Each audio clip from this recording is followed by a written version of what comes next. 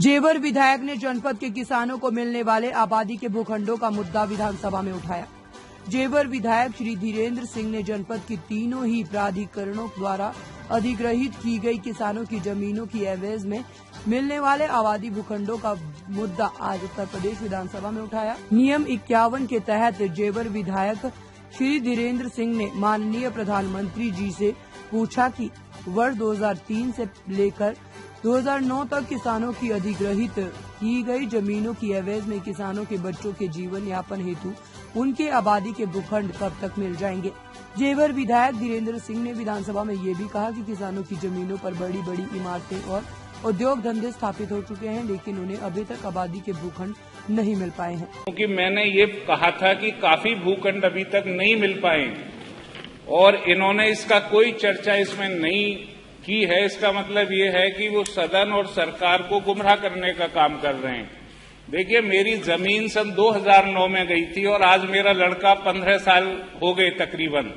वो उस वक्त 10 साल का था, आज वो 25 साल का होने जा रहा है। वो मुझसे पूछता है कि पापा हमारे आबादी के भूखंड कहाँ गए। उस समय जो जमीनें ली गई थी किसानों से, तत्कालीन सरकार ने वो छीनी थी, लूट की थी।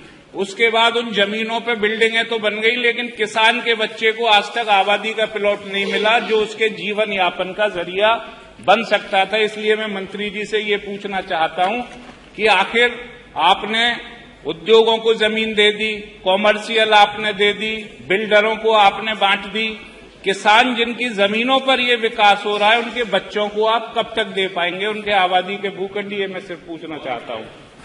इसको मंत्री जी जरा दिखवा लीजिएगा, क्योंकि जो बात माननीय सदस्य ने कही है, विषय ये है, आप प्लीज मंत्री दिखवा लीजिए। उसमें स्पेसिफिकली जो कह रहे हैं, इशू ये है कि जो बात माननीय संसदीय कार्य मंत्री जी ने कही है वो 100% सही है कि वक्तव्य केवल वक्तव्य में वक्तव्य आ जाता था, लेकिन उसमें आगे भी है कि अगर वक्तव्य सही नहीं है तो कहीं न कहीं अनुश्रवण समिति में पड़ा रहता है और वहां पर हम लोग उसको मॉनिटर करते हैं।